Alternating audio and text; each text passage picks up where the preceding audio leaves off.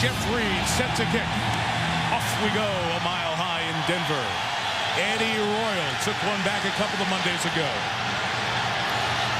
Returns it out to the 21-yard line. He's tackled there by Kearon Fox. So Kyle Orton, Purdue Boilermaker, Chicago Bear, and now Denver Bronco.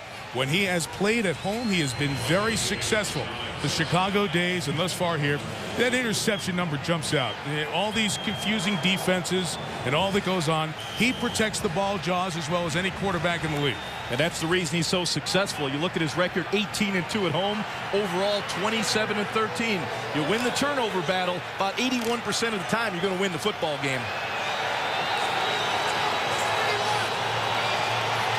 Opening drive starts from the 22.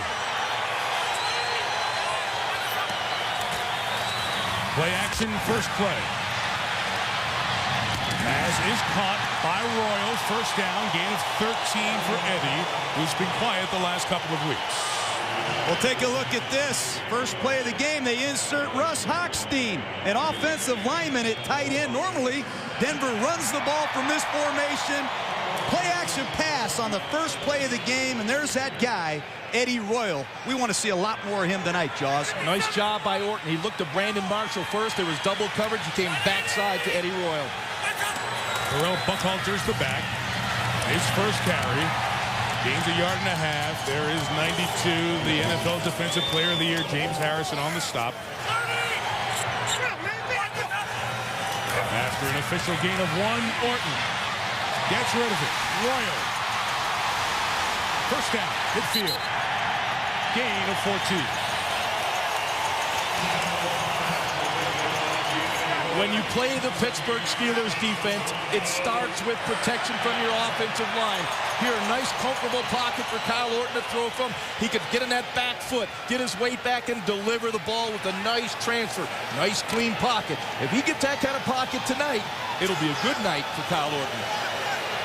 See over the nose, 76, Chris Hoke, Casey Hampton already out. This is their Wild Horses formation, their version of the Wildcat. Snap to Buckhalter, he gains 5.5, and that is the altitude factors.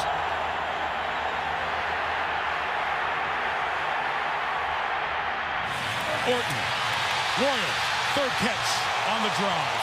Gain of 20, first down. Well, again, it's a play-action pass. They're going to their jumbo tight end with Russ Hochstein in there at tight end. They're sending off signals that they're going to run the ball. The Steelers are getting into an 8-man front, and they are clearly throwing a ball at William Gay to start this game. What an acrobatic catch by Eddie Royal. And John, William Gay's been thrown at 39 times this season, 27 completed, 69%. I'd be going after him as well. First down, Buckhalter. Hello, Mr. Woodley. Lamar takes him into the backfield for a loss of about 3 yards. Hey, I mentioned Ryan Clark. I want to detail that story. He's one of the 2.5 million Americans who have the sickle cell trait. That combined with another pre-existing medical condition can cause grave health problems here at altitude. What happened 2 years ago, they played here in Denver. After the game, he had so much pain on the bus ride to the airport, he couldn't fly back with the Steelers. His spleen and gallbladder damage needed to be removed. He lost 30 pounds and didn't play the rest of the season. That's the main reason he is not playing tonight. Second and 13, Brandon Marshall a catch. He's tackled by Deshae Townsend. And again, make it a manageable third down. Guys, just back to Clark, and just to finish that thought, the doctors cleared him to play tonight, saying that the organ, the spleen that he could damage the most is no longer there, so maybe he could play. There was some uncertainty in Clark's mind, the family, the team. So a week ago Thursday, Mike Tomlin sat down with all the concerned parties and said, hey, he's going to sit this game out. That's why Clark is inactive tonight. And we have Tyrone Carter, 23, starting.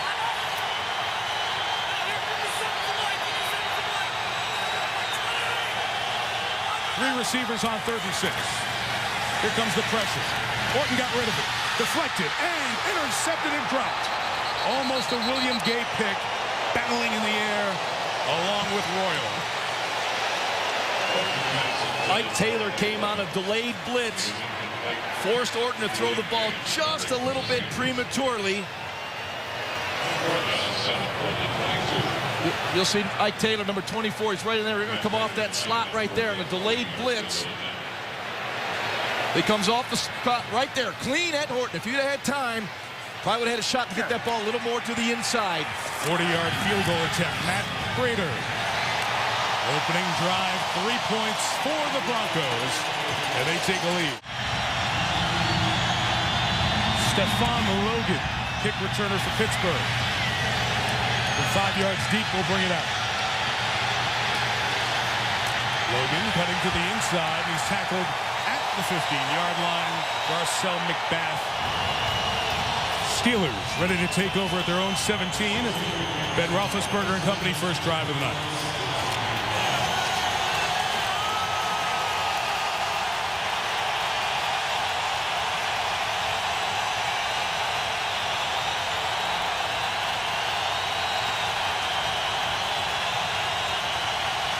Rashard Mendenhall is the back.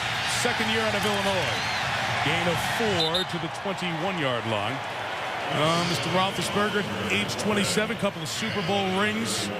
He's evolved into that elite quarterback, and really a pass-happy team these Steelers have become. And Ben's also getting more of the responsibility of what they do play after play. Yeah, we think of the Steelers as a power running team throughout their history. They certainly have evolved into a passing football team. That coincides with the evolution of Ben Roethlisberger becoming one of the elite quarterbacks in the NFL. And no backs, 5 spread wide.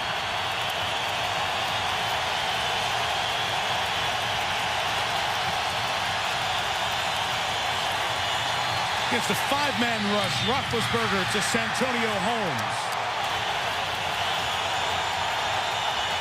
Crowd noise definitely affecting the Steelers at the line of scrimmage.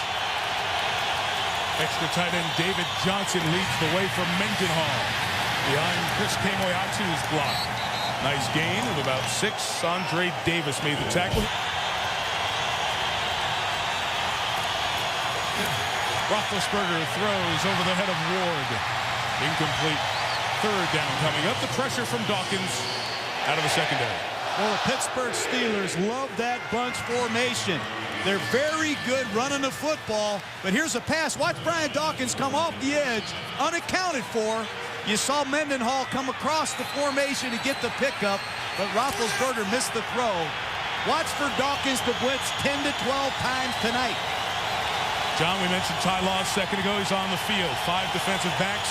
He's wearing number 26. His old 24 is used here by Champ Bailey. And he'll match up against Hines Ward in the slot. 3rd and 4. Roethlisberger. Law had a hold of Ward's jersey. Ben in trouble and sacked. Darrell Reed joins Doomerville. 4th down.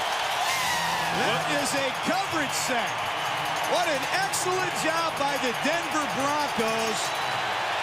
Take a look at Ty Law. You have Champ Bailey. You got all these veteran defenders, and they're going to cover up these wide receivers with help over the top. There's just nowhere to go with the football, and the coverage holds long enough for the rush to get the Roethlisberger. That's a great get-off down for the Broncos. Man-to-man coverage. What a terrific job. Almost got to Daniel Sepulveda's kick and impacted it. The bounce will help him out. It'll be a much bigger kick. Now they're trying to push Eddie Royal into the ball to try to get him to touch it, and the Steelers to get a recovery. But it is Pittsburgh downing it. 1 drive apiece. Field goal for the Broncos. 1 first down and a punt for the Steelers, and Denver will take over at its own 18.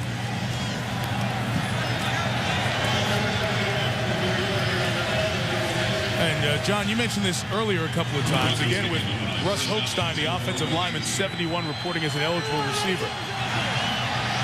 Package they've shown a lot thus far this season, but have usually run out of it.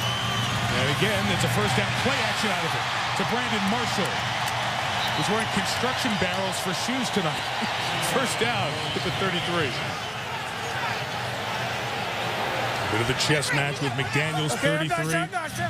Dick LeBeau, 72-year-old defensive coordinator for the Steelers. Orton to Marshall again at the 37-yard line. John, I'll come back to you on that.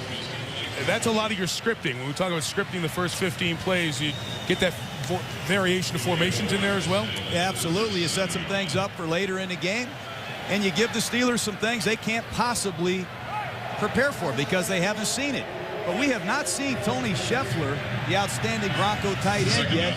Maybe they're saving him for the second half, Jaws. Well, Daniel Graham is a much better blocker. And once again, they're going with that heavy set with Hochstein over on the right. The heavy set with Daniel Graham next to him, and they run in that direction. Moreno tries to carry, and a rare loss of yardage on a Bronco rush as Farrier and Polamalu got on the other side of the line. Well, that's what the Pittsburgh Steelers do on defense. Their captain is James Farrier. He leads the Steelers in tackles far and away with 59. He ran through there, shot a gap, and he gets help from his all-pro safety, Polamalu. But that guy, Farrier, is just a type A personality, and he is not in a good mood when he arrives. He'll hit you. That changes it to 3rd and 8. Who's the defensive lineman here, huh? One hand on the ground, Nick Eason. Orton to Marshall. Got it. First down. The offensive line for the Denver Broncos is doing a terrific job with identifying which Pittsburgh Steelers are going to come. You'll see Orton once again, a wonderful pocket to throw from. He's got Brandon Marshall coming over the middle. Watch, you'll see the stacked release. That gives a little cushion for Marshall to release on Troy Polamalu and get the first down for the Denver Broncos. Right now, the Denver Broncos are dictating the terms of how this game is going to be played. From the 44, Orton caught by Jabbar Gaffney. Gains about 3 yards as the Steelers converge on him. Ke'Aaron Fox and William Gay with the tackles. Now, this left tackle for the Denver Broncos, Ryan Clady, is such an athlete. On a quick pass, you have to cut down the edge. And that's an excellent job by a big, agile offensive lineman throwing his body down to knock Harrison's hands down to create that passing lane. That guy's special. This Clady is unbelievable in terms of it being an athlete for a big guy. He's looking at a pretty incredible player right across from all night, too, at James Harrison. Fun matchup to watch. 2nd and 7, pressure up the middle, getting rid of it, but incomplete. A hair behind Eddie Royal as the pressure from Farrier shooting through the A-gap. Well, here's a Dick LeBeau special. It's a cross dog blitz. These two linebackers are going to come on different sides of the center. And the Broncos don't quite execute the switch. They don't let Kyle Orton set his feet. But here comes Fox and Farrier. They'll blitz 2 or 3 or all of these linebackers from everywhere on the field. Denver's got to be more flush there. Yeah, and Orton had time. If Orton had time, he would have had a completion. He had to rush the throw because Farrier came in clean. We just converted 3rd and 8. This is 3rd and 7. Orton to Marshall. Couldn't get out of the tackle of Ike Taylor, who's having a Pro Bowl caliber first half of the season. 4th down, and they'll punt. Not really. Josh McDaniels is holding. Now he's going to send the punt team out. Well, it's 2 deep, man under. The throw is tight. Brandon Marshall and Ike Taylor having a one-on-one battle. It's a well-thrown pass. Don't underestimate Ike Taylor as a tackling corner either. That's a fine football player. He's done it for a long time for the Pittsburgh Steelers. And he will line up on the offense's best wide receiver and shadow him all day. They brought in Mitch Berger during the bye week to be the punter here. Try to get better directional kicking. And the former Colorado Buff. See if he pull it off there? No. Touchback. And Pittsburgh will take over from the 20-yard line. This place doesn't shake like the old Mile High did in the parking lot over our shoulders, but it's got some great energy to it. Wonderful stadium. 9th year the Broncos have called Invesco Field at Mile High home. Second drive for the Steelers. They had 1 first down on the last one. Roethlisberger to Mendenhall up the middle for 2.5 yards. Empty backfield, Mendenhall in the slot. Law covering Ward again.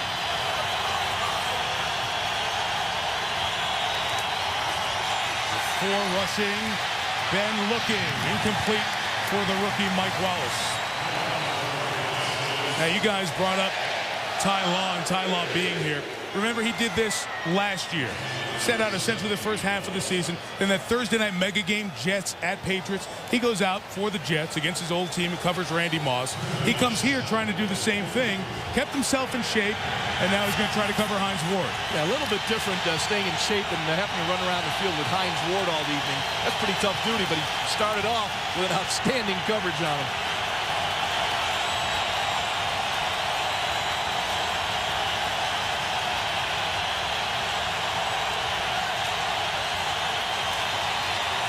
Got it off in time. Roethlisberger finds a seam to Holmes. Settled in that zone to the 39. A first down gain of 16. Well, here comes the Denver Broncos. Mike Nolan, he has a lot of blitzes in his pocket, too. There's that double-A blitz. It's going around the NFL, and the Steelers have the perfect slide protection called. They give Big Ben time to step up in the pocket, and he delivers a shot. Good pickup by Pittsburgh. Make it sound like it's the H1N1. Double A, H1N1 are all going around. Go around. Use your hand sanitizer and pick up the linebackers. Copycat league.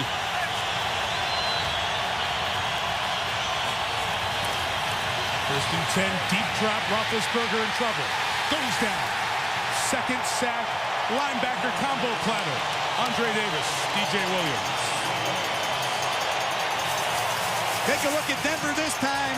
They're going to cover up every one of these Pittsburgh Steeler offensive linemen. Take a look at this. Every offensive lineman is going to have a single block. And Roethlisberger drops back to pass. Here comes Andre Davis on a delayed blitz. And DJ Williams is still an excellent pass rusher. And they are playing with effort tonight, Jaws. And also great discipline. They're staying in their lanes, not giving Ben somewhere to escape the pocket. Second and 18, twisting rush. Ben steps up and gets it to Mendenhall in the open field. Brought down by Woodyard, Wesley Woodyard. The linebacker gets most of the sack yardage back. We'll have third down now. Third and 9, 5 in the pattern. Roethlisberger incomplete. Looking for the rookie Wallace, covered by Andre Goodman. A punt coming up. When the Denver Broncos get you in third down and 10, they get off the field. The Broncos have seen Carson Palmer. They've seen Tom Brady. They've seen Rivers. They cover you, Jaws. They have a number of talented guys in the secondary, and opposing quarterbacks are 1 out of 29 on third down and 10. That's how good this secondary is. Fans chant Eddie as Royal catches a 43-yard punt.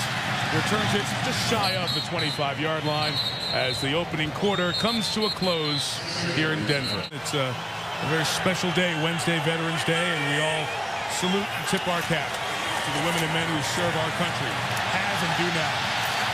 Quarter begins with a Corral Buckhalter run, just shy of the 30. Good first down carry. Broncos leading here 3-0. John and John, you talk about Josh McDaniels. There's a familiarity with going up against Pittsburgh over the years in Dick LeBeau's defense. Yeah, and I remember that game back in 2002. You may recollect the New England Patriots and Josh McDaniels on that staff. They came out with like 25 straight passes to start the game.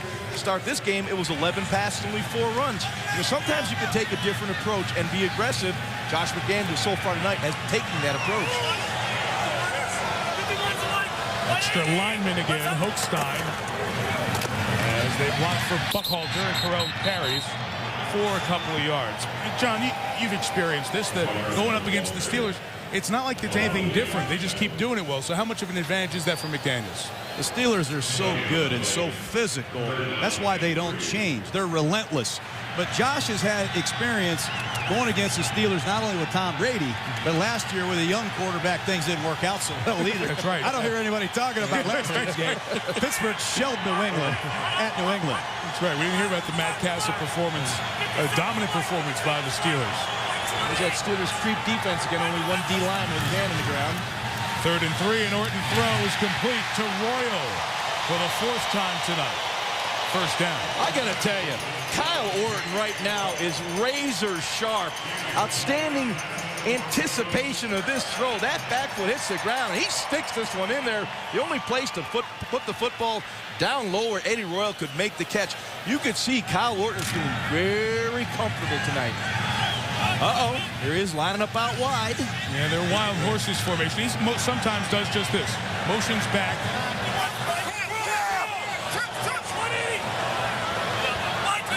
To take the shotgun snap. Oh, intercepted by Tyrone Carter. Touchdown, Pittsburgh.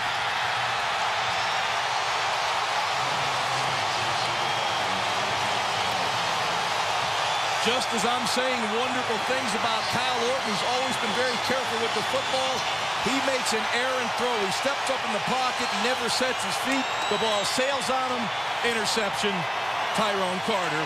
Touchdown, Steelers. Well, take a look at it. It's a maximum protection. Orton's going to drop back the pass. He's laid down the middle. Never saw him. And Tyrone Carter, remember, this guy filled in for Troy Polamalu earlier in the season when he's hurt. Now he fills in for Ryan Clark. That guy's a football player, but you cannot turn the ball over against the Pittsburgh Steelers. They will make you pay. Just a poor throw from Kyle Orton. That's simple. Jeff Reed on for the extra point. It is good. A 48-yard interception return by Carter, who's playing for Ryan Clark, who's out tonight. Steelers taking the 7-3 lead on the interception return by Tyrone Carter. Remember, Pittsburgh comes off the bye week, and their last game was against Minnesota. And the last two scores of that game were defensive scores. So the last 3 touchdowns the Steelers have scored have been via the defense. Lamar Woodley, Ke'Aaron Fox, and now Carter.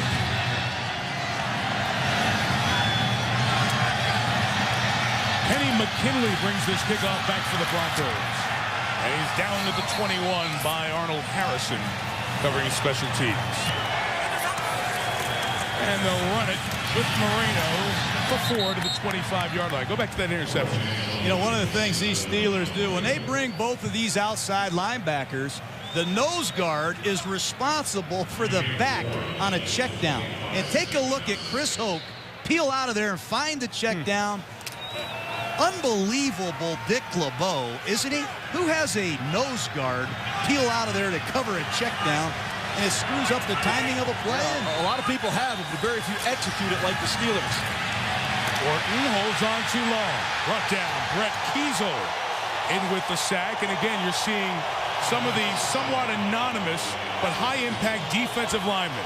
Hoke, Kiesel making plays for Pittsburgh.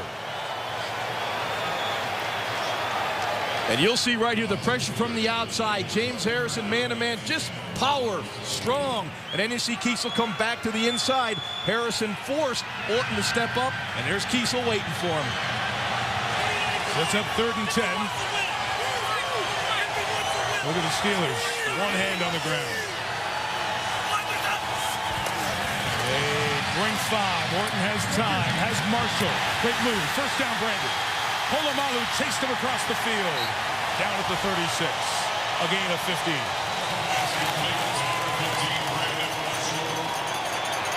Well, this is a blitz. 3rd down and 10. You're going to get a 5-man blitz, and there's going to be a defender short underneath. And that's what you have to do, is get rid of the ball quickly and rally after the catch. There's not a lot of places to throw the football against Pittsburgh, but if you can run with it after the catch, you got a chance to make some mileage. And how about the effort from Troy Polamalu coming back inside to make the tackle when it looked like Marshall had some room.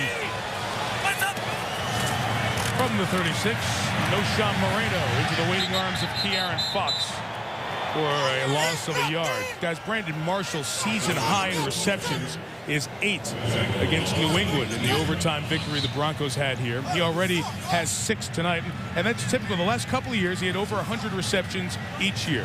Thrown to a lot more, and obviously more receptions. Numbers down a little bit first part of the season. Yeah, but you've got to get him the football. It's that simple. When you have a player like him, and I call him the beast, at 6'4", 230 pounds, he can make plays. He's the explosive playmaker on that Broncos offense. Get him the football. Find a way. Orton finds space, finds Gaffney.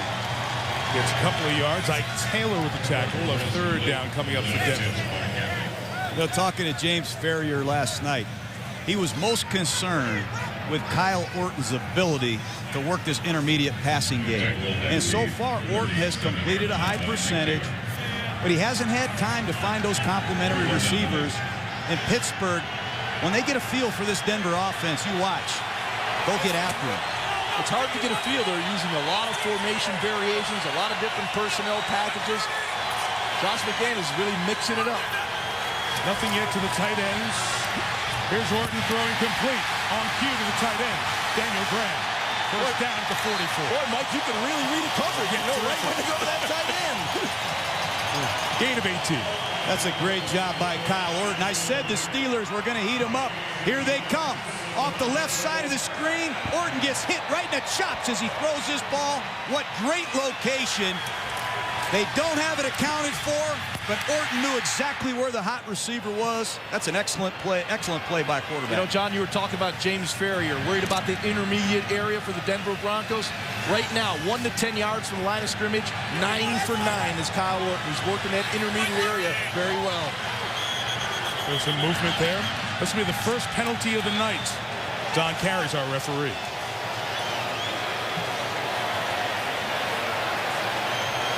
Well, we can't hear his mic, but the lip readers know it was 71. Russ Oakstein with the flag. First and 15. Play action pass through the hands of Marshall. His shot was on target, but incomplete. You know, Denver likes to run a lot of traps with Daniel Graham, whamming the nose guard, or cutting off the backside. And clearly, they are running a lot of different play-action passes with that type of motion on early downs, Ron. Casey Hampton probably going for some oxygen once again. This altitude will affect those big defensive linemen. The defense has been out a lot. This is the 27th play for the Broncos here tonight. And it's Marshall. Polamalu was blocked on the side by Clady, the tackle, and gave Marshall room to make it a third and manageable. This is becoming a very popular play in the NFL. These bubble screens, these quick screens. Get the ball out to your wide receivers in space. You'll see the quick fake. Draw the rush from the linebacker on the outside and get big bodies. Offensive lineman Ryan Clady out, kicking out a smaller defensive back. Now you create a seam for Brandon Marshall. And that's a big fella running up inside at 230 pounds. Stokely, Gaffney, and Marshall, the three receivers on 35.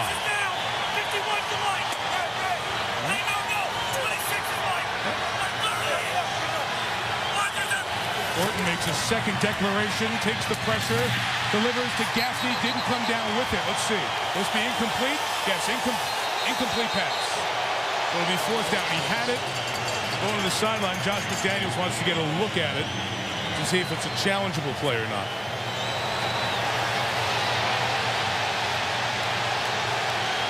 Well, he does go down to the ground and does go down to the ground without maintaining possession of the ball. Therefore incomplete. But what a nice play by William Gay. He's going to challenge it. Stripping the ball.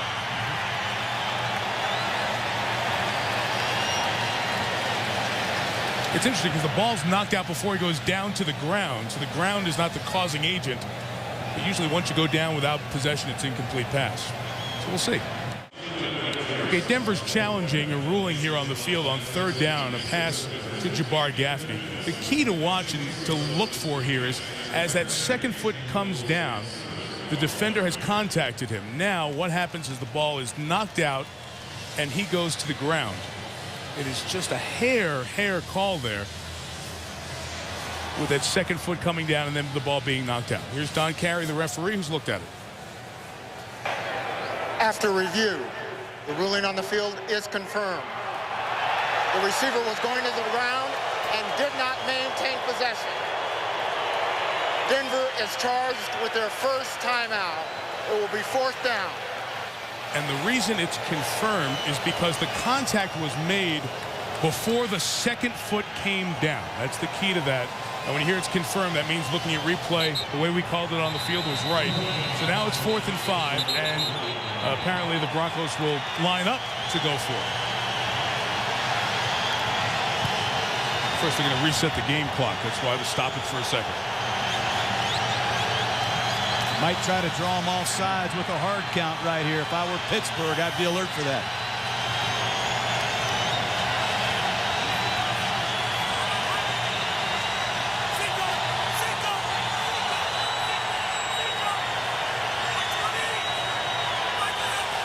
Oh, they will go for it here on 4th and 5. And Orton completes it to Stokely for the first down at the 31. But a penalty marker's down, and it looked like there may be a hold on the pressure of the quarterback. Let's listen to Don Carey. Holding. Offense. Number 50. 10-yard penalty. Remains 4th down. And now they'll punt it away. Ben Hamilton, the guard, calls for the hold. Well, Ben Hamilton has struggled here early in the game. Here he is, one-on-one blocking against James Harrison. You can't do that, Jaws. I've seen a lot worse not called, I'll tell you that. The ball was out quickly, but it was called. So Mitch Berger will come out and punt it away. Part of the reason Berger was brought on to replace Brett Kern was his ability to kick it out of bounds, situational, directional kicking. He didn't do a good job on the first one. Didn't pin the Steelers inside the 20.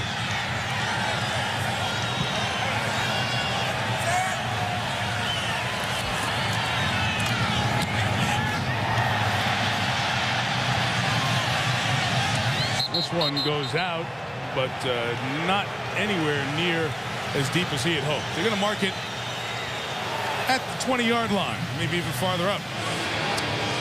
Well, Pittsburgh will take over at its own 23, and we have not seen much of Ben Roethlisberger and the Steeler offense through the first quarter and a half. It's been controlled by a couple of long Denver drives, only with 3 points to show for it. Steelers getting their score, if you're just joining us, on a Tyrone Carter interception return for touchdown. Rashard Mendenhall, a cutback by Mendenhall. Brian Dawkins tackles him after a gain of about 5 yards for Mendenhall. So this is difficult, I would imagine, for play callers, quarterback. You've worked all week for this game plan. You've only run 11 plays in a quarter and a half. Yeah, it's hard. That's football, though. I'll say this, the Pittsburgh Steelers love to run the ball to the right. You just saw it there. You're going to see it again repeatedly as this game unfolds.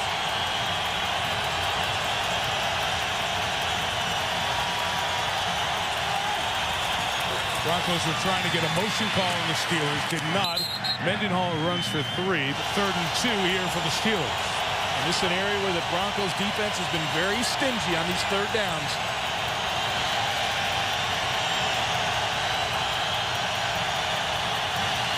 Roethlisberger complete to the rookie Mike Wallace. First down at the 42-yard line.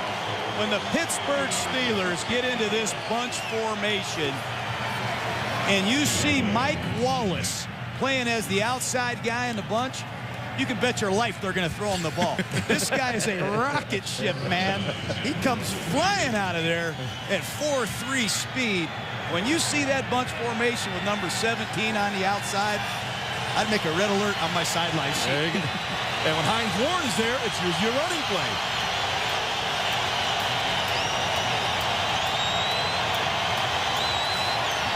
For the 42, Mendenhall is 3 to the 45. You guys mentioned Mike Wallace. Back to him for a second. That was one offensive concern for the Steelers coming into this year. Had he replaced Nate Washington, 40 catches last year, went to Tennessee in free agency. Well, this guy, 3rd-round pick out of Ole Miss, has really come on strong. 22 catches already this season. They haven't had a rookie come in here and do that since Lewis Lips.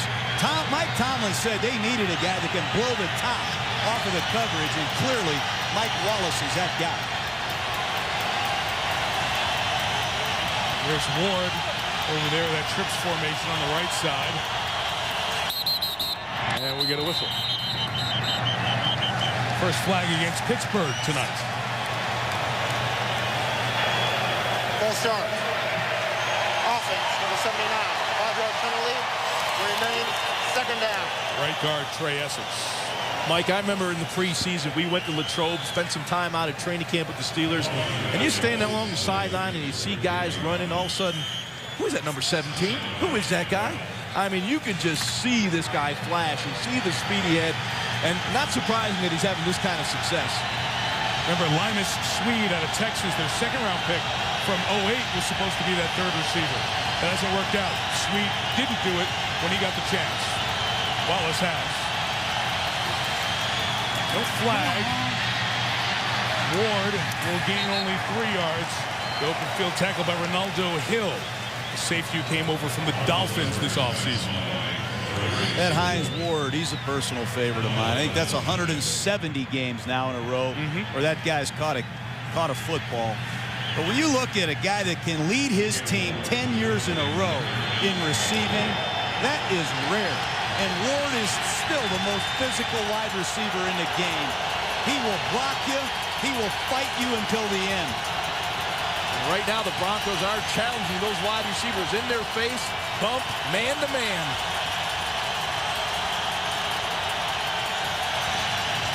Third and 9, 6 coming Roethlisberger. Woodyard got a hand on him. Miller is hit by Vonnie Holiday. No gain. 4th down. This has been a very impressive performance by the Denver Broncos secondary. They are manning up. And they are saying, hey, this is going to be, I'm going to shut you down man on man. Here comes the pressure from the outside. You'll see that pressure getting to Ben Roethlisberger. He just has to flick the ball away to avoid the sack. Steelers have to punt. And it's the lefty, Sepulveda. Royal fair catches a 41-yarder, and Denver will take over at its own 15. From the 16, Buckhalter's the back as the Broncos take over down 4. And Corral turns the corner and gains about 5 or 6 yards.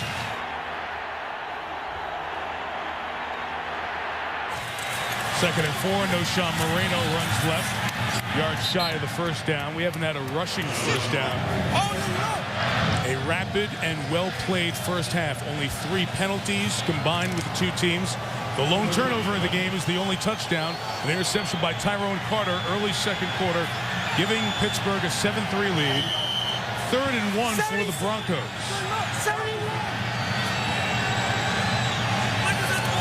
With Holstein, the offensive lineman, leading the play fake, and Marshall in the middle of the field for a first down at the 42-yard line, a pickup of 15.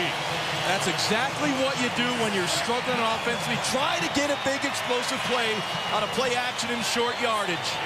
Well, especially in 3rd and 1, that's an area Denver has struggled, but they slammed everybody up in there on a play pass. All the linebackers bit, and there's nobody there for the slant to Brandon Marshall. 8 catches for Marshall, ties the season high. Orton can't get away from Kiesel. And a lot of Steelers meet him for a sack and a loss of 3. This Kiesel, he's an all-day, every-down NFL football player. He plays hard. He keeps coming off the left side. I don't think anybody outside of Pittsburgh knows who he is.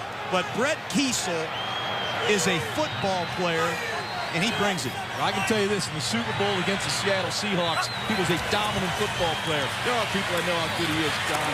2nd and 12, they try to straight to Buckhalter. He's stopped by Polamalu, loss of a yard. Let's see if Josh McDaniels uses one of his 2 timeouts here. Didn't use it before. Steelers have their full complement of timeouts. They choose not to use one either. Surprising. I wonder why. This is 3rd and 13 with just 25 seconds left in the half, and they're going to run it here with Buckhalter. Tackled by Woodley, and now the Steelers certainly would take a timeout as the fans here unhappy with the play calling by McDaniels and the Broncos. Stefan and Logan back. Do you guys have any idea why neither coach called the timeout? I have no idea, but I certainly wouldn't have in that situation. I'd have tried to convert that 3rd down here at the 45-yard line, run a little trap inside. I'd have thrown it down the field. I'm surprised Mike Tomlin didn't take one before 3rd down. In any case, here's Berger. He goes down trying to draw a flag, doesn't get it. Logan fair catch at the 16-yard line. Yes, he does get it. The flag's under him. He did get the flag. It was under Berger as Joe Burnett came in. 5 or 15 is the question now. Do they run into him or rough him? Either way, it's a bad penalty with 18 seconds left in a half. That could be roughing there. That leg was extended. He took him down. pushed in by McBath.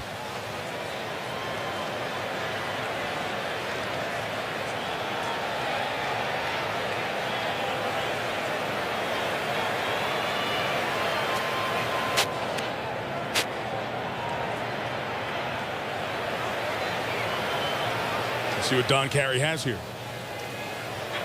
There are 2 fouls on the play, both on the defense. Running into the kicker, that penalty is declined. Holding, receiving team, number 14, that penalty is accepted. 10-yard penalty, first down, Pittsburgh.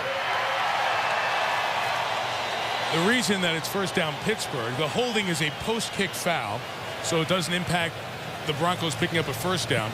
Running into the kicker is 5, not 15. The 5 would have only made it fourth down and about 4 yards to go. The hold was on Limas Swede, 14.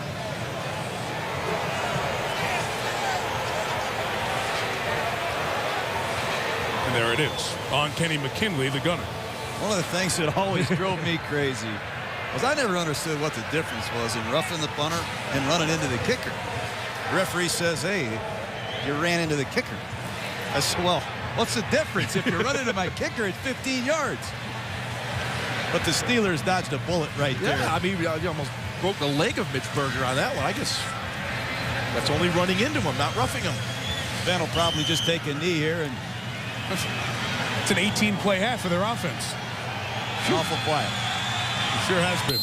Steelers only had the ball 4 times, 3 full possessions where they had 1 first down and a punt each time, and that kneel down.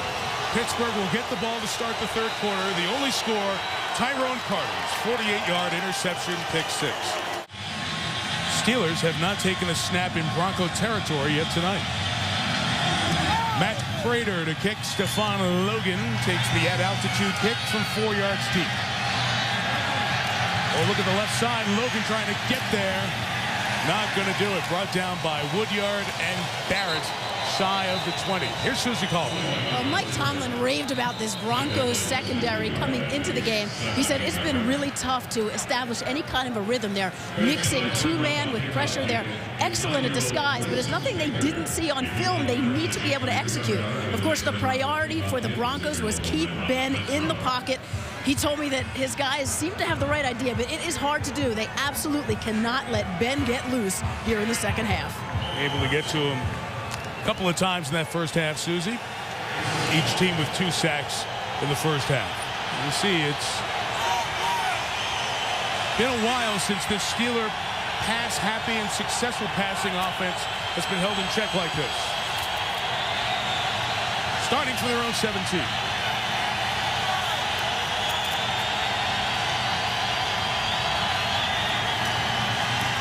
And Roethlisberger comes back to the middle. It's caught by Hines Ward, pulled down by Wesley Woodyard.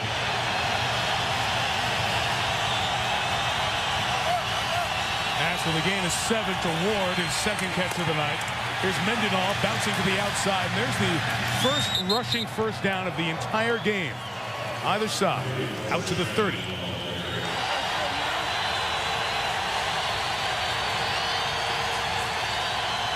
Steelers are in their 3-wide set, forcing the Broncos to bring Ty Law on the field in the slot against Hines Ward.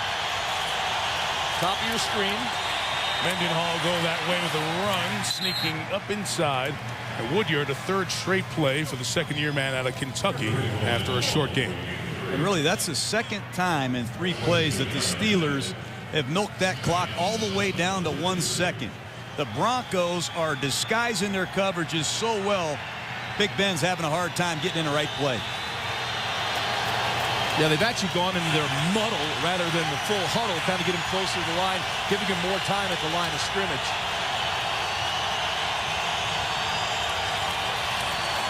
Play action, Roethlisberger, pressure picked up, and in the middle it's Ward. Across midfield, first down for Hines. A gain of 18. John, there's one of those explosive plays you're talking about. The Steelers go maximum protection to receiver route. Well, take a look at Mike Wallace. When he lines up in that position, they are going to jet him out of there, and he had a chance down the field, but Ben worked the other way. That guy can fly. No back set. In the first visit to Denver territory tonight.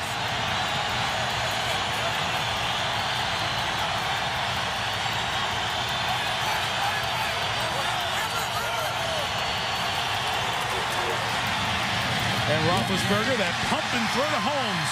Santonio Holmes to the 34, first down. Steelers finding an offensive rhythm here.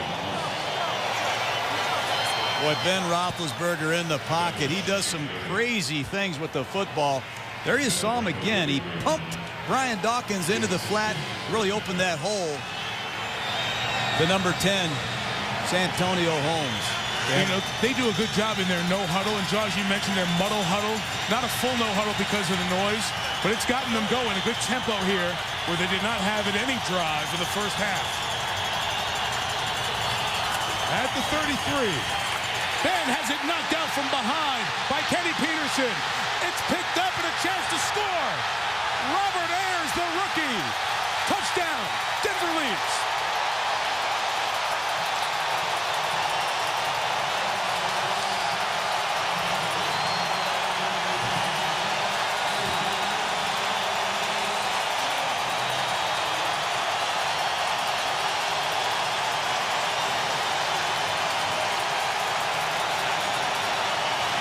First-round pick out of Tennessee, Robert Ayers.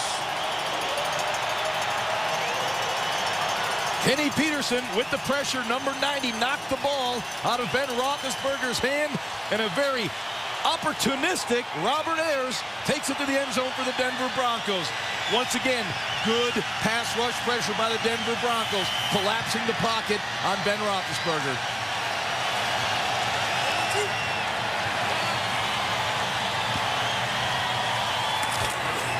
Extra point added by Prater. A 54-yard return by Ayers.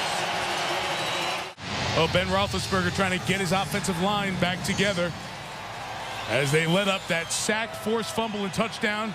And Chris Kemoeatu urged on by Ben.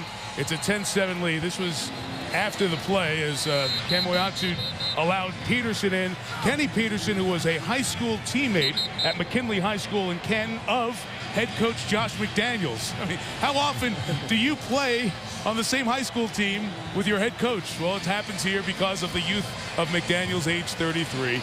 Peterson able to force it out. The first-round pick Ayers takes the touchdown back, and only the defense is taking it to the end zone tonight. You know, Mike, and I love what we saw out of Ben Roethlisberger on the sideline. A negative play for the Pittsburgh Steelers. This is the leadership role that Roethlisberger has now assumed in Pittsburgh. Hey, we're behind this game. Let's rally. Let's get together. That's what you want to see your quarterback doing, taking charge. Roethlisberger will do that, and he'll put the game on his shoulders. As he's talking to Bruce Arians, the offense coordinator right there, he'll tell him, hey, give me the opportunity again. I know these guys up front will protect. Give me a chance to make a play. We'll get it done. He'll lobby for more passes. Prater kicks. Logan takes him 6 yards deep. Stephon Logan bringing it out right to the 20-yard line where Spencer Larson makes the tackle. The good news for the Steelers, it's the best their offense looked those 6 plays before the turnover. Boy, these two defenses are just tough to sustain drives against. Very unforgiving on both sides.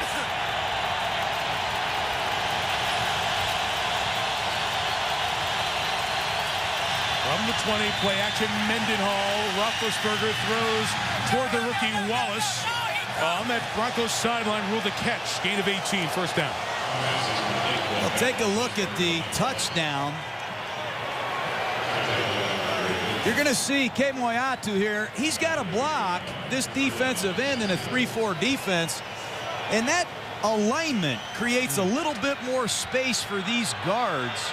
And Kemoeatu just got beaten in a one-on-one situation. It's a credit to Peterson, but Mike Nolan gives you all kind of fronts to block.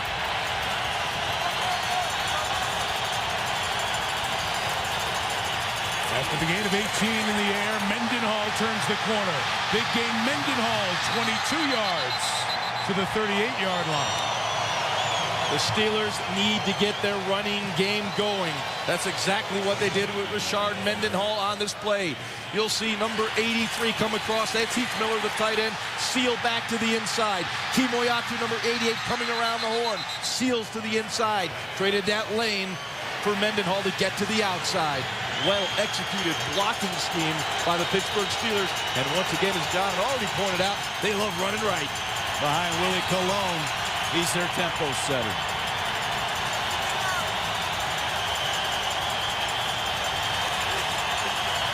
Then with time for Santonio Holmes at the 10. Holmes makes it 1st and goal, taking it down to the 4. And in 3 plays, they've moved it almost 65 yards. He made the Steelers mad, it looks like. That's impressive football. Take a look at Santonio. He just gets up on top of Champ Bailey, and the ball's thrown perfectly to the outside. It looked like Champ Bailey kind of relaxed on the inside of that stem from Santonio Holmes, expecting the in-breaking route. Broke to the outside, and a perfect throw by Ben Roethlisberger out in the box. 1st and goal. Steelers trying to retake the lead. Ben will spread him, throw him for Ward. Got it. Hines Ward. Touchdown, Pittsburgh. You got any more questions about Ben Roethlisberger? If you give him time to throw, hey, John, I told you, you got to come out and start throwing this ball. Mix in the run every now and then. Roethlisberger certainly rallied his team on the sideline. You get down in there in a red zone situation. Take a look at Heath Miller, breaks to the outside. Here comes Hines Ward to the inside. Ty Law's not in the game in this situation. It was 1st and goal, more of a rundown situation, and they kept Ty on the sidelines. Good play design, well executed by Pittsburgh. It was Josh Barrett, a backup safety, who was singled up on Hines Ward. It's kind of a mismatch in the favor of Hines Ward. Josh Reed adds the extra point. So champions that react to adversity so well. Quick 4-play, 80-yard, 2-minute response, and a lot of the big guns did it. Holmes, Wallace, Ward, and Mendenhall getting Brian Dawkins' defense for the first time tonight. And Roethlisberger. Yeah, oh, well, that guy too? Oh, yeah, by the way. 6 for 6, 97 yards and a touchdown in this quarter. Not bad. Give him some protection. That's what could happen. Protect the quarterback in this league. Got a pretty good chance for success. A short kick by Reed. Running up to field, it is Spencer Larson. That'll be the best field position of the night for either team. Larson at the 40. And Pittsburgh takes the lead. First offensive score of the night. Russ Hochstein's an eligible receiver as they put an extra lineman in and hit Eddie Royal on a slant. Just the way the game started for 16 yards and a 1st down. The Denver Broncos doing a nice job with their play-action passing game. Watch the play pass. Graham comes across the formation. The linebackers have to honor that and step up. And Denver has worn Pittsburgh out on 1st down with that play-action pass. And Kyle Orton does a great job handling the football. It looks like a run. And it's holding those linebackers, creating voids in that secondary of the Pittsburgh Steelers. At the 44, Noshawn Moreno slipped, got back up, and James Harrison sent him back down. 2nd and 11. Orton nowhere to step up to, and just shovels it. Incomplete pass for Daniel Graham. Oh, it's not ruled that at this point. It's been ruled nothing but a fumble at this point as Farrier picks it up and starts running. Now we have a fumble again on the play. It's recovered on the back end by Denver and Orton. Now, let's go back. I thought it was an incomplete pass to start with. Don Carey's microphone not working. That's an incomplete forward pass. That's simple. Bring the ball all the way back. That's it. Orton steps up in the pocket. A lot of bodies around him. Looking. There he sees Daniel Graham. Just flicks to him. Incomplete. You don't have to throw it overhand. You can throw it underhand behind your back as long as it's a forward pass. That will be ruled incomplete. They're coming back. James Farrier picks it up. The Steelers do what they're trained to do, which is finish the play. Somebody's whistle's not working. The microphone not working. But the altitude set in after that. The altitude. That play lasted 14 seconds. That altitude, I like that. And now the Steelers are all gassed by that run and come back here for 3rd and 11. Josh getting fired up.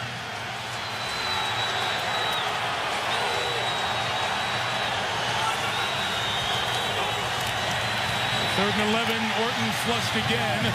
Throws from Marshall incomplete. The Steeler pressure that time keeps Denver to a 1st down and nothing more on the drive. Well, there was pressure from the Steelers defense, but I believe Kyle Orton in that situation panicked. He got a little frenetic early. The clock was winding down. Josh McDaniels was upset in the sideline because he wants Orton to have time at the line of scrimmage to get his protection set. Let his receivers look at where the hot may be. That didn't happen. They were frenetic at the end when the clock was winding down. He got the ball, never set his feet, ran out the pocket. Perceived pressure. Frenetic. Frenetic. That's what he was. Not a good punting first half for Mitch Berger, pinning Pittsburgh inside their own 10. This one works. Down to the 3 by Garcelle McBath.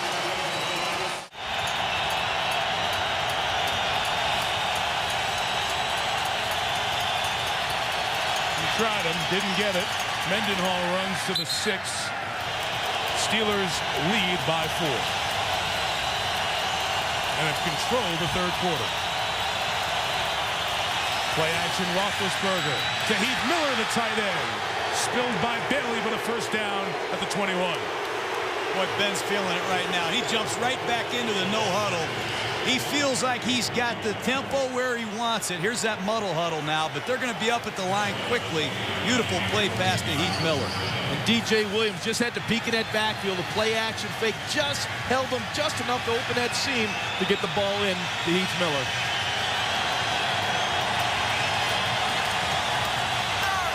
From the 20, that bunch to the left with Wallace at the top of the bunch. This time they run it with Mendenhall around the right side, and Mendenhall breaks to the clear. Gain of 25 to the 45, and a good block from Santonio Holmes along the way. The same play they ran earlier. It's a counter play to the right side. Cologne's going to set. You're going to see both Heath Miller and Kemoeatu pull to the play side. It's just well blocked. The play gets to the outside. Ronaldo Hill misses a tackle. That's what Rashard Mendenhall does. He beats one-on-one defenders in open air. He's a good back. They marked him out at the 48, so add 3 more yards. And the Steelers are dominating Denver's defense in this quarter.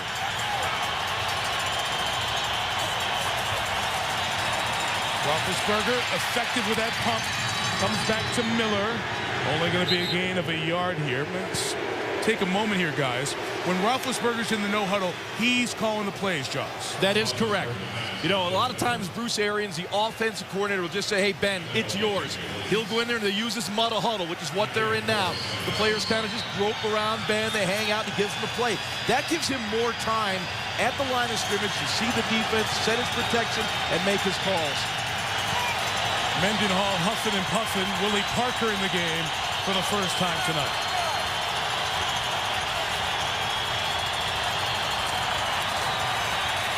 And throws, and it's short for Wallace. And incomplete. We'll have 3rd down coming up. John, that trust of a play caller and a quarterback to give him free reign like this, it's really worked for Bruce Arians and Roethlisberger. Well, if you had Ben Roethlisberger, you could probably do a lot of things. You know, one of them is certainly trusting him. Roethlisberger's won 2 Super Bowls, and his career is really taken off. Credit to Bruce Arians for really putting together an offense that accentuates Ben Roethlisberger's abilities. And a lot of weapons at the receiver positions. Timeout, Denver. Well, the Broncos on defense will take this timeout. 4 points has been the biggest lead either way here tonight. Steelers trying to get to 6-2. Broncos trying to avoid back-to-back losses.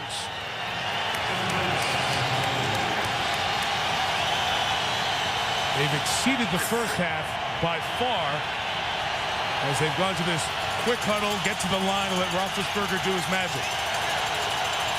At 3rd and 6, a down Denver has dominated in the first half of this season. Then stepping up, finding Wallace, caught. 1st down at the 34. Another outstanding job by Roethlisberger, mobility in the pocket. He originally had Hines Ward checking down from the backfield on Ty Law, but it wasn't there, so he came to his secondary receiver and found Mike Wallace in the seam. Nice job by Heath Miller in pass protection there against Elvis Dumerville. That was the winning edge of that play. Great job by Ben. 15 yards, and you saw on the replay, clean catch by the rookie Wallace. His third tonight. Mendenhall runs to the right again. And again, an effective run to the right. Gain of about 7. This is an old school run that's been in the Pittsburgh Steeler offense for 40 years. Willie Colon is going to draw a set. He's going to make it look like a pass. He's going to take off down the field. That play has been run forever in Pittsburgh, Jaws, and they still run it to perfection. It's that lag draw, invite the pass rush, and cut inside. Mendenhall approaching 100 yards. He has 97.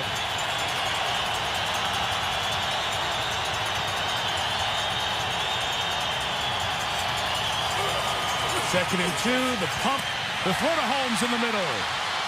Santonio to the 15, chased down by Champ Bailey. First down, Pittsburgh. Right now, the Steelers can do anything they want. Run, throw, and Ben is in his wheelhouse right now. The pump fake. No one does it better. And now he moves the secondary. That opens up Santonio Holmes on Champ Bailey. You see the pump right there. That takes a defender off him, and Holmes opens up nicely. Broncos really.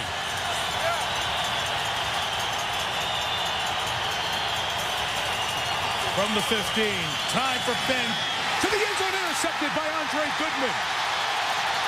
Goodman cutting back, flag down on the return as Goodman goes down for a big red zone interception by the Broncos.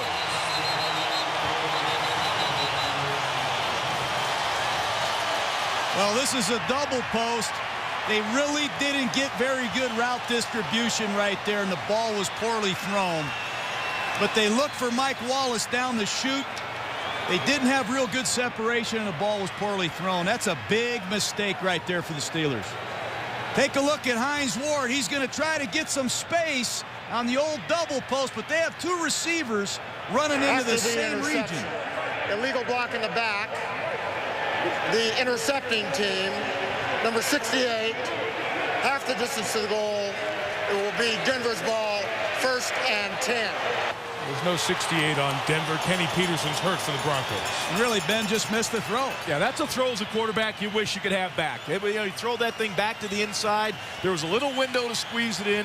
That one got away from Ben. You'll see it right here. Boy, look at his eyes. Focused on Hines Ward.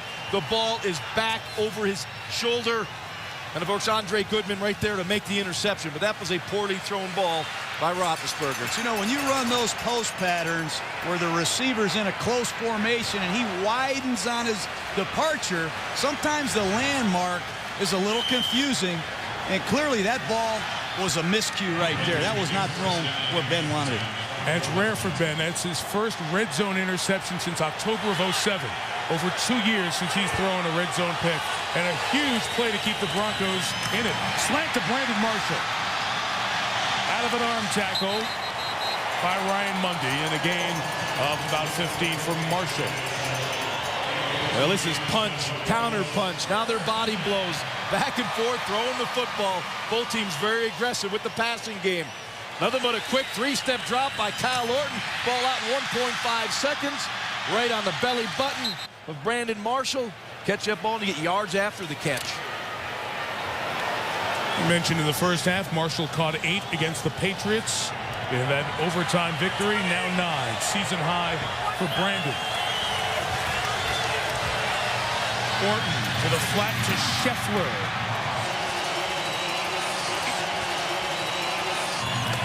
Inside run with Carell Buckhalter. He gets knocked back. And it will be 3rd down coming up for Denver. You know, I watched the Steelers and the Broncos. I think these 2 teams are running teams. But clearly, both of them have scrapped the run for the gun. They're in the shotgun, these 2 teams, more than I've ever seen. Well, wait. I'll counter that, John. Pittsburgh leads us 95 yards rushing now. Denver has an anemic 27 yards rushing. Terrell Davis is not in the backfield. 3rd and 5. Orton moved his wide receiver there to get a look at Pittsburgh's defense. And the one-down lineman. Got it away, and Stokely couldn't get to the sticks. Ryan Mundy and Ike Taylor get him shy of the 1st down, and that'll bring up 4th down. Deshae Townsend was the man who came clear. That's what the Broncos do a great job of. They put a receiver in motion and they reload the formation. And Orton sees the blitz coming. He tries to change the protection. The Broncos weren't on the same page. They missed a pickup right here. Boy, these Steelers can tackle. Yeah, and you know, John, if he would have had time to look back to the inside, he had Marshall open on the slant. He had to unload the ball to Stokely. At the end of the quarter, Berger hits a big one. 50 yards on the nose. Taken back by Logan. Stephon brought down by fellow kick returner and number 11, Kenny McKinley, at the 30. 4th quarter here in Denver. Pittsburgh 14, Denver 10. Steelers started possession at their own 30. Mike, there's been a playoff-like atmosphere here all weekend, especially tonight. There's a good chance these teams will meet again down the road. A very good chance.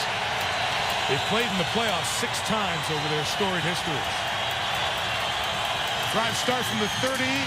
Reverse to Mike Wallace, the speedster. Roethlisberger attempted a block.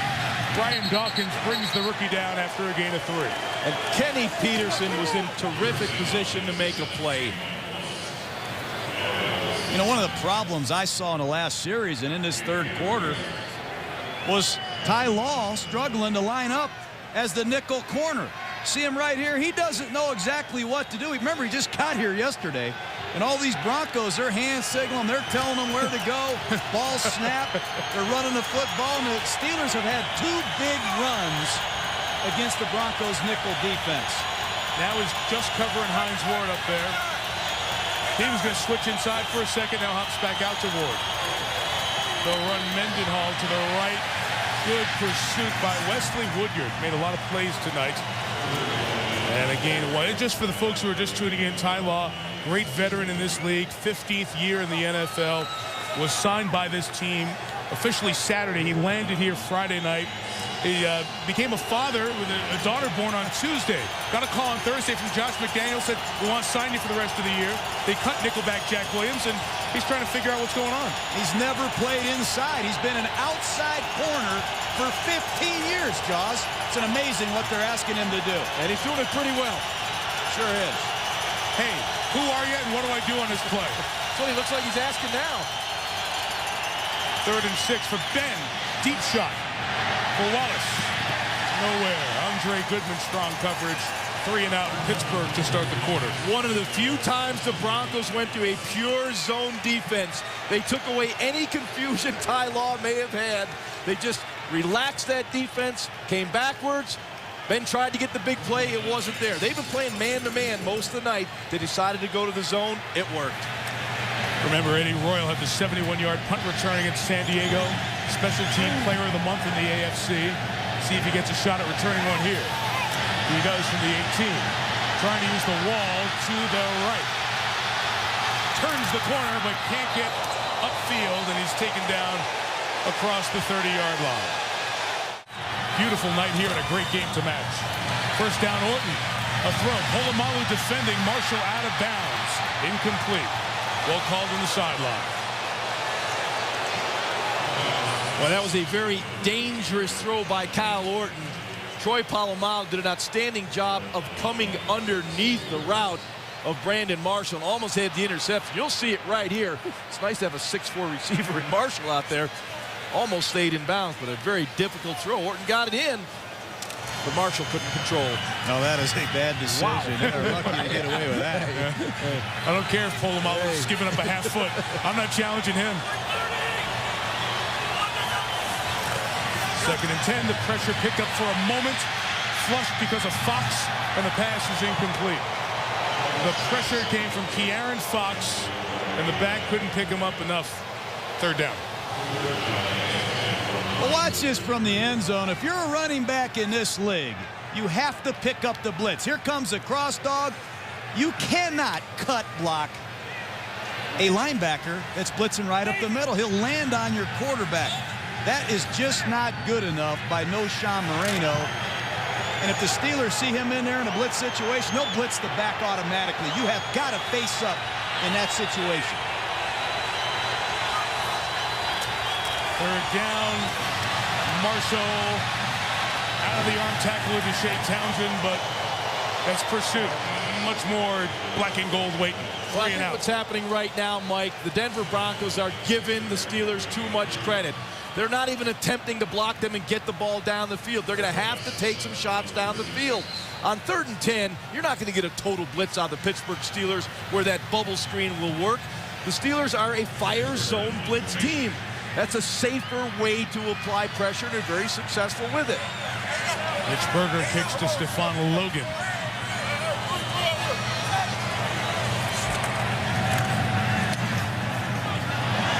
Very high, not very deep at all. Logan going to let it bounce. A bunch of Steelers there lucky to get out of the way, and that is an awful kick. That's 24 yards. Roethlisberger from the 41 hands to Mendenhall, who gains about a yard. He's right at 99 yards after that carry. DJ Williams the tackle. Well, the chess match when the ball belongs to the Pittsburgh Steelers on offense. It's Mike Nolan, the former 49er head coach, the defensive coordinator here in Denver. Guy's a heck of a coach and a heck of a guy. He was a good head coach. They just never got the quarterback healthy and playing in San Francisco.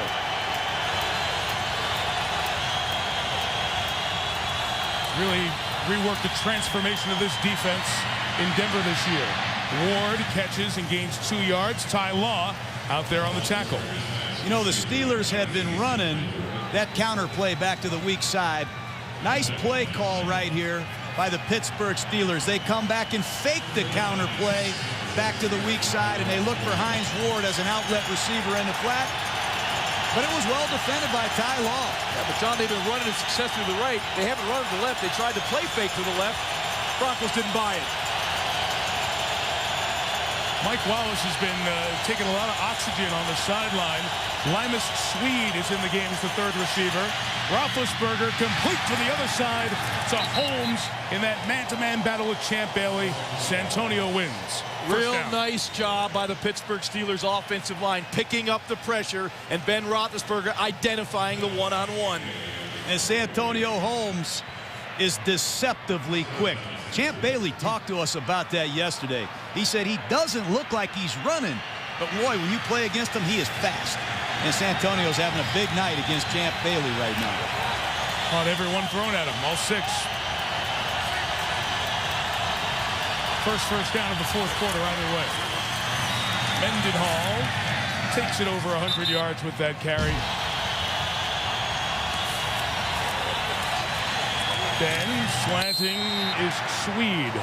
And Limas Swede can't hold on in front of Andre Goodman. Another 3rd down coming up. You know, speaking of Santonio Holmes and Hines Ward, Super Bowl MVP wideouts. How many teams sport 2 of those? None. But these 2 guys, I'm telling you, they sleep in hyperbaric chambers. They told me Santonio Holmes was sleeping in one of those all week to get more oxygen and get acclimated to this altitude. What is a hyperbaric chamber? Only you know, Mike. Well, we got to get you one of those, John. I've been hyper all week. Oh. 3rd and 6.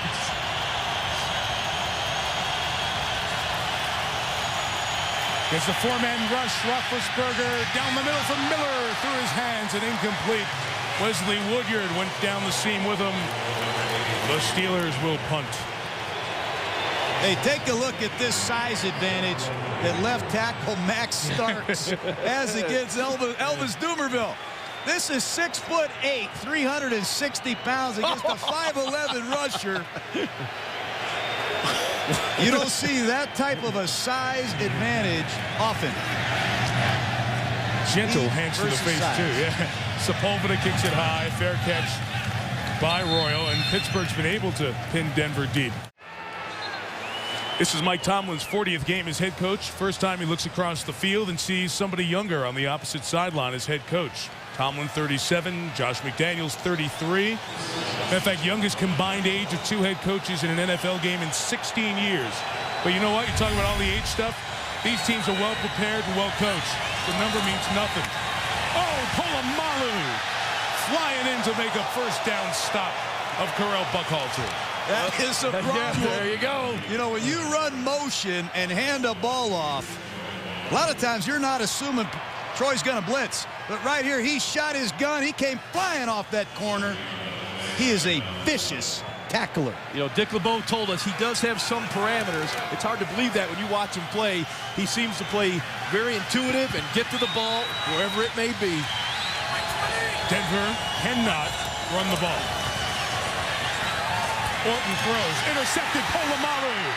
He makes the play again in the run game, intercepts Orton in a key spot again, and there's some terrible towels waving at Mile High. Well, it's another play-action pass. Not going to work on 2nd and 11. Well, it's a 2-man route, Jaws.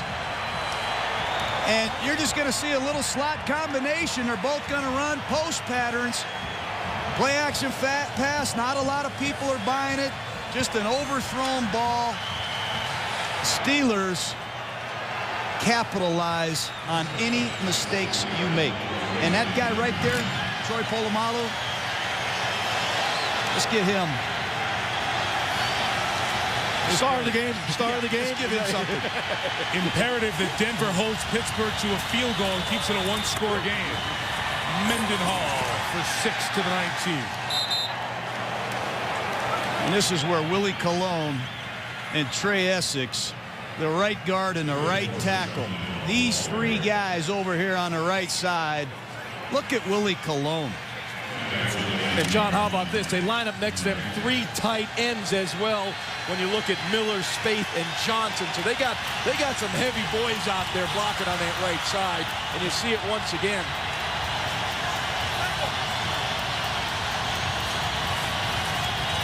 Mendenhall right. That one is strung out and taken care of by the Denver defense and Brian Dawkins. So one great safety makes a play and the other counters. These guys have defined the safety position. Polamalu, Brian Dawkins, you'll see him number 20 coming off the edge. Look at the penetration. Look how he handles Heath Miller. Just blows that thing up in the backfield. You will not find 2 better safeties in the world than Brian Dawkins and Troy Polamalu. They are 2 of the best in football.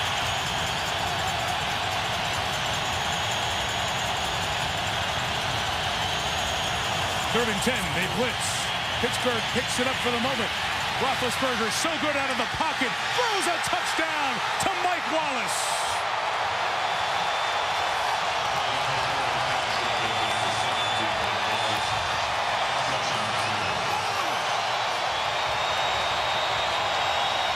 We opened the telecast talking about Ben Roethlisberger and his ability to extend the play. Outside the pocket, he was 72% complete, 3 touchdowns, no interceptions. This is no surprise when Ben Roethlisberger starts to move. He makes the pump fake, he sees the seam, he gets out on the edge, and he finds Mike Wallace wide open at the goal line. Ben Roethlisberger kills you when he's outside the pocket.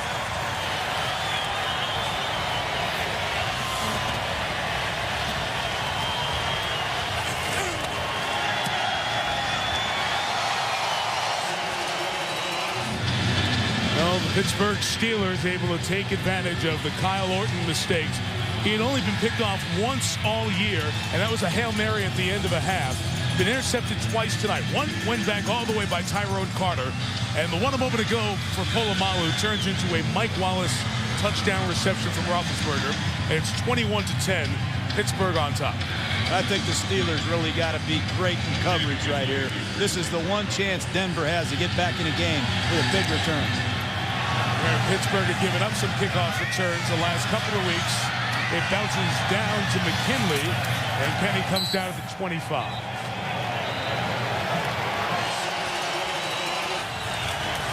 On First down, Orton and Denver, a desperate offense. Out of the tackle box, throws it away. What was he out of the tackle box? I'm not so sure. Incomplete pass, no grounding call. Well, when the Steelers get you within a 2-score lead in the fourth quarter, it becomes a feeding frenzy. And there's Lamar Woodley working Columbus, who's in his first start in the NFL. The Pittsburgh Steelers love rushing, blitzing, and getting after you when they have a 2-score lead in the fourth quarter. Kyle Orton won't get over 5 seconds. Rest assured of that. Number 26 is Orton's throw for Royal, incomplete. It has been a very poor half offensively for Denver. Just 2 first downs and 42 yards. And I mentioned how good Orton has been with the ball all season until tonight. Yeah, but a lot of these statistics are misleading now. This is a very high percentage, low-risk offense. You're not going to throw a lot of interceptions with this style of passing game.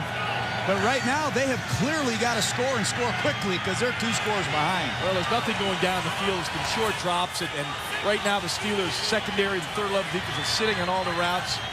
They've got to take a shot to lay one up to Marshall. Orton had it knocked down, deflected. It's picked back up by his center, Casey Wigman, and back at the 11-yard line. Brett Kiesel was there around the ball as it came out. Who's had a fabulous game with 2 sacks. I remember watching that World Series a couple days ago, and that Yankee manager, he just went down to the bullpen and got that guy. What was his name? You don't have to remind me about that World Ron, Series. you're a Phillies fan. Well, I know it. Joe Girardi getting Mariano Rivera. Yeah. And say, come on in, enter Sandman and close the game. Yeah, close the game. That's the Steeler defense that we try to get to.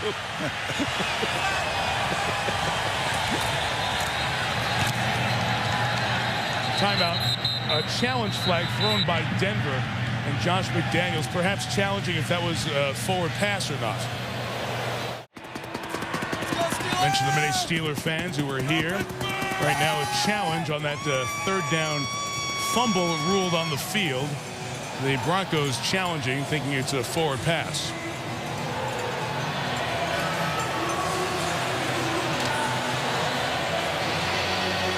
It's pretty clear.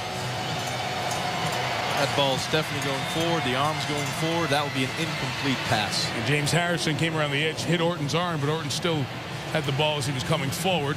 Brett Kiesel was in the way, and you mentioned Kiesel. What a great game he's had. No Aaron Smith, no Travis Kershke, 2 normal starting defensive ends. Smith's done for the year. Kershke out, missing the game tonight. Kiesel, Nick Eason, Casey Hampton, Ziggy Hood, and Chris Hoke. 5 defensive linemen have done a very good job. Outstanding job. When you consider this mile-high altitude. After review, the pass was incomplete. It will be 4th down on the 26-yard line. Please set the game clock to 6:44.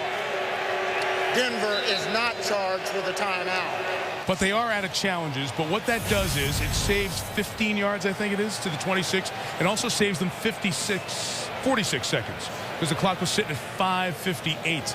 So they get 46 seconds plus some yardage back. So it was a smart challenge. Now the only other negative is if they need to challenge something in the next 4:44, they can't. They're out of challenges. Well, to make it simpler, Mike, when they get the ball, when Steelers get the ball, Denver's got to stop them.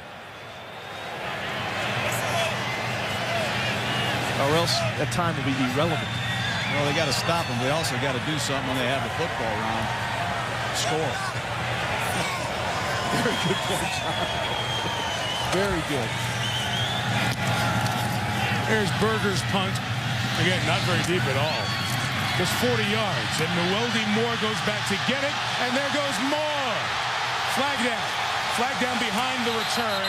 Moore out of bounds at the 20. There's a guy who plays on 3rd down. Blitz pickup. Runs at the end of the game. Solid runner. Comes back for that key punt return, which could have taken it to the 23, but instead likely to come back.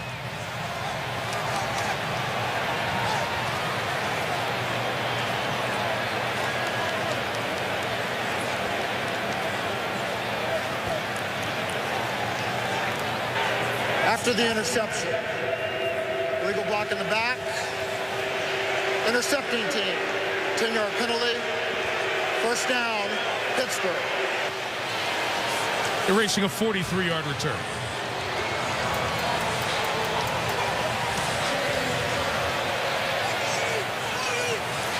Keenan Lewis with the block in the back. Pretty apparent there, although Mike Tomlin doesn't believe so. All right, here's when you got to run the football, John. You can talk about running the game, running the ball, all you want, 200 yards, 250 yards. When you got an 11-point lead, 6:30 to go, this is when you have to be able to run the ball. We all know Pittsburgh likes to run right behind Willie Colon. But Bruce Arians has told us and proved to us he will let Ben throw the ball in this situation. So anything goes, but expect the Steelers to slam the ball with their running game. We haven't seen the fullback, Carey Davis, because of his hamstring injury. So David Johnson, the tight end, has been the lead blocker for Mendenhall, who's tackled by Champ Bailey, lost of about 3 yards. They're missing 4 key starters tonight. They just put another guy in the lineup, and they don't miss a beat. Kevin's one of those grinders that gets the job done and shuns the spotlight. Well, Mendenhall moved in the backfield. That'll back him up 5. There's Kevin.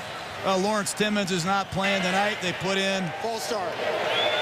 Offense, number 34. 5-yard penalty. It remains second down. They put in another linebacker. They lose Troy Polamalu earlier in the year. Now they lose Ryan Clark. They put in another safety. Aaron Smith. They're missing several defensive linemen. The beat goes on. And Kevin Colbert and his staff have done a phenomenal job finding Pittsburgh Steelers that fit this profile of what they want to do here.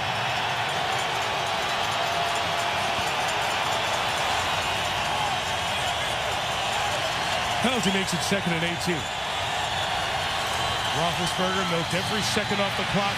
Mendenhall makes up for his false start with a first down and another huge run. So he is developing into a primetime performer. Remember, he was benched early in the season. He went through a week where he did not give a lot of great effort and had some mistakes. He has 137 yards tonight. Outstanding job by the offensive line of the Pittsburgh Steelers. We've been saying that all night. You'll check there. And also the center, Justin Harden right there. He does a great job as well of sealing that back to the inside and creates that little lane for Mendenhall. They started that play to the right, John. That was a little cutback.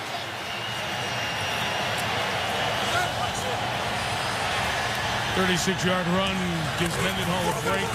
Noeldy Moore runs it up inside for a yard. As we dip under 5 minutes, you know, Mendenhall was benched in the 3rd game. Mike Tomlin told us last night, you know, that week of practice, it was just every day he did something that got under my skin.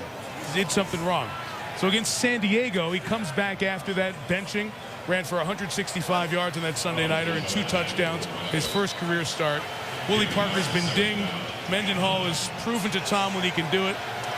I give Mike Tomlin a lot of credit. Mike Tomlin, he wants Mendenhall to feel the gravity of what we're doing with the Pittsburgh Steelers and be a pro, be on top of the details, because Mendenhall has a chance to be a great pro. And Mike Tomlin really likes him too. 45 more to the left. Noeldy Moore, and now they're punishing the Bronco defense. First down at the 35-yard line. Well, Denver's got to figure out how to stop this weak side counter play. This is the 3rd time I've seen it. Now they're going to run it back to the left side. But it's just the guard pulling, Heath Miller pulling around, and they have outflanked Denver 3 times. And these have been gashes. Big runs, Ron. And Noeldy Moore proves he can still run the rock. Hey, John, how about the size of these pulling guards? Kimo Yato at 344 and Trey Essex at 324. And they can motor.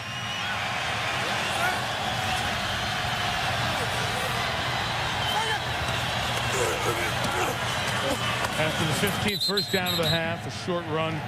You know, Bruce Arians, the offensive coordinator, was telling me on the field before the game about loving the stable of backs, hoping Parker gets healthy, gets back.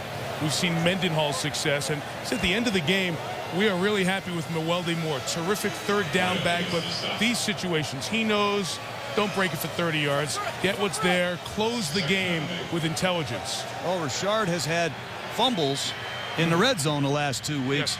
They miss fast Willie Parker. he has had a very good Steeler career. If they get Fast Willie back with Mewelde Moore and Mendenhall, wow, they are loaded in the backfield. There's Moore running to the 28. Denver should take a timeout here to use the 2-minute warning to its advantage, and they will. Timeout, Broncos with 2:27 to go. Here's a Pittsburgh run down and take a timeout. Mike Tomlin saw something he didn't like, so they'll use one here with 2:27 to go. And the Steelers leading 21-10. This is an impressive drive by the Steelers as they exhaust the clock. Got to be smart here with the ball. They've used 4 minutes on the clock here. This is play 7 of this drive. And Roethlisberger will throw. Caught by Ward. He gets the first down. Look at this closeout by the Pittsburgh Steelers, Josh.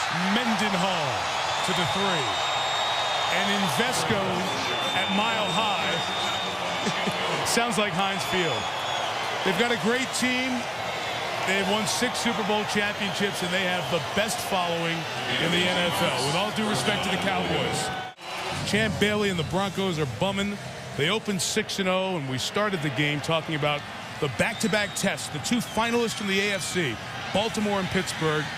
They'll go 0 for 2 and only score 1 offensive touchdown against those teams, unless they get one here at the end. Well, Ben's probably going to take a knee here. Only run 1 play, 1 timeout left. Roethlisberger, Mendenhall slipped, almost lost the exchange. He did. The ball ends up in the hands of Mario Hagan. Let's see if he was down first. We have no call yet. We have no whistle yet stopping the clock. The clock winding down here. It was just time running off, and it's say it was down, no fumble, second down. In the last 2 minutes, a review would happen automatically upstairs. And we have an injured Steeler on the play as well. Some confusion there in the backfield. Ooh, it's Cologne, sorry. Mendenhall slip. See the young backfield. David Johnson is in there at fullback. He almost stepped on Ben Roethlisberger, but the exchange between the quarterback and the running back wasn't clean. That ball was coming out, guys. It was knocked down by Mario Hagan. The ball was still resting on the body of Rashard Mendenhall.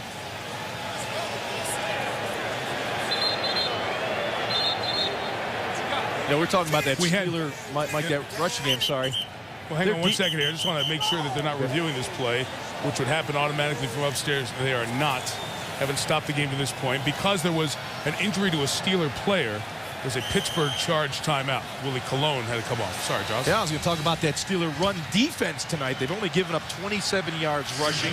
They came into the game with the #1 rushing defense in the league, only giving up like 76 yards per game. They have been fantastic. Now we're going to take a look, I think. The previous play is under review from the booth. I can't remember a 2-minute situation where we haven't had a review. In the booth. Probably a couple more to come. Let's get another look. Ball at was coming out, yeah. though. Watch. Yeah, but then when he comes down,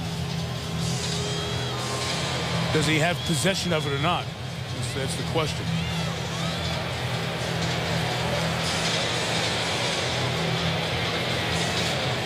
Well, regardless, the Pittsburgh Steelers took possession of this ball and marched it all the way down to the Bronco 5-yard line. They exhausted well over 5 minutes. And here in the second half, the Pittsburgh Steelers have had the football for over 22 minutes. Denver's had the ball for 6 minutes.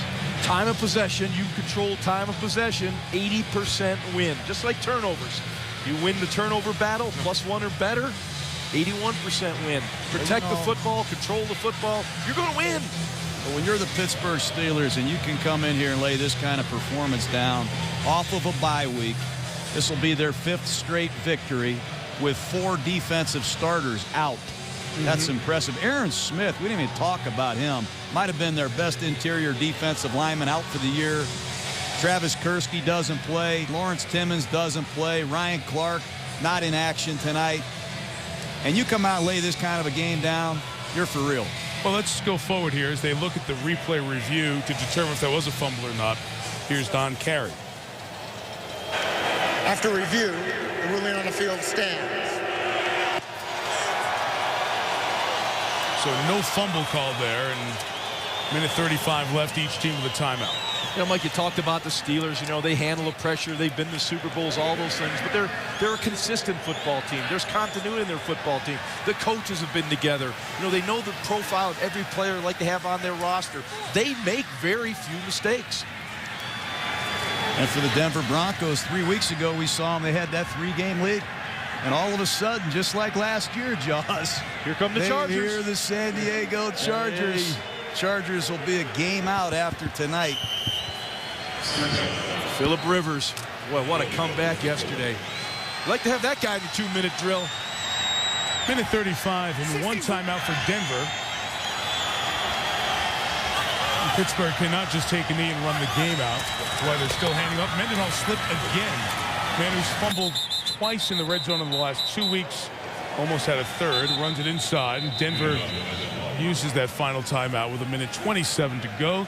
Denver, to its advantage, has its remaining 3 division home games left. They've got to fix their offense. The defense, I thought, for the most part, played pretty well. The second half, you know, they got worn down, but they could not sustain any offense whatsoever. Remember, they went down the field on the opening drive for a field goal?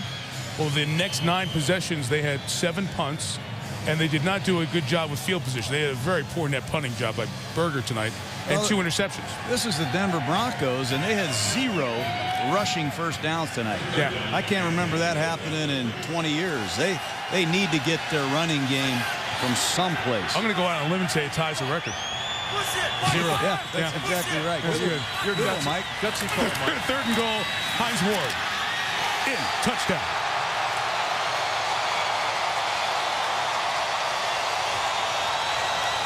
You wear my jersey, I'm giving you the ball. How about that? They throw a bubble screen to Hines Ward, and I think he just jumped right over Champ Bailey for the score. How impressive is Hines Ward? Watch this bubble screen. He catches it. One-on-one with Champ. He just jumped right over him. Is that guy unbelievable? Wow, skips into the end zone. Look at this guy. Look at that play. Absolutely amazing. Hines Ward in his 12th year in the league. Well, he has 4 touchdowns this year, 2 tonight, 76 in his career. He is snapped botched by Sepulveda, but he got it down long enough for Jeff Reed to kick the extra point. He is the all-time statistical leading receiver in Steeler history. Everything. Receptions, yards, touchdowns. I guarantee you, if I was a coach, I would want 7 of those guys. He plays the game as hard and as good as any wide receiver I've ever seen, Ron. Why only 7? Maybe 8. I think 11 on each side of the I can only play 4 of those guys at a time. This guy's, his durability, his crunch time playmaking, his charisma, his overall game is off the charts. He's having more fun right now in this pass-happy Steeler offense than he's ever had. You know, you think of terrific receivers over time. Here are a couple names. Harold Jackson, Fred Biletnikoff, 76 career touchdown receptions, as many as Hines Ward. As his career has gone on, the appreciation level has gone up for him, to say the least. And the Steelers are now more of a passing team. He's going to get more opportunities. Hines Ward, he hasn't played his whole career with Ben Roethlisberger either, guys. 28-10. It was 10-7 Denver early third. 21 in a row scored by the Steelers. 122 left for the Broncos offense to come out.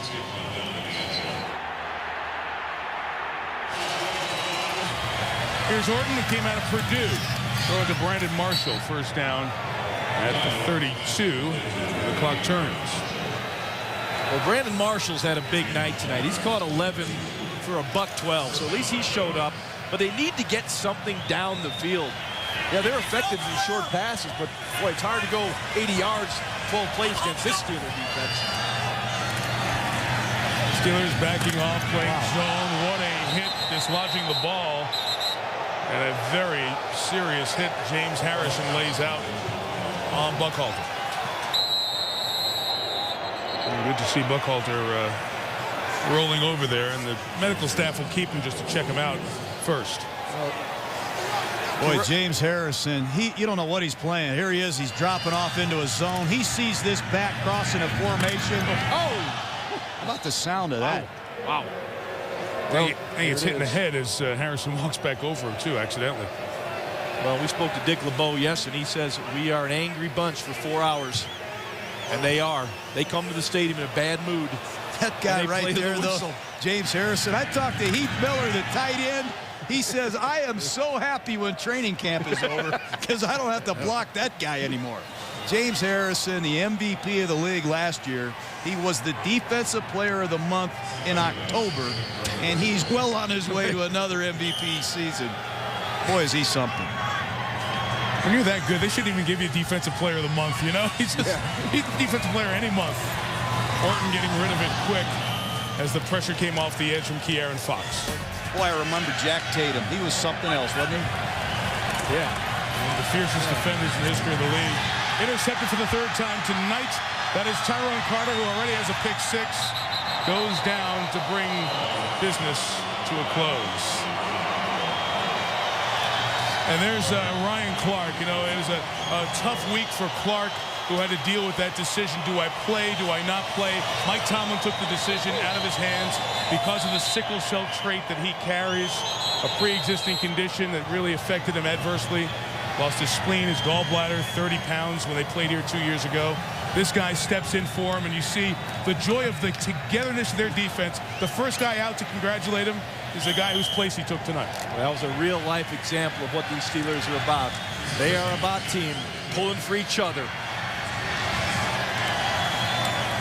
Quite a second half. Quite a second half.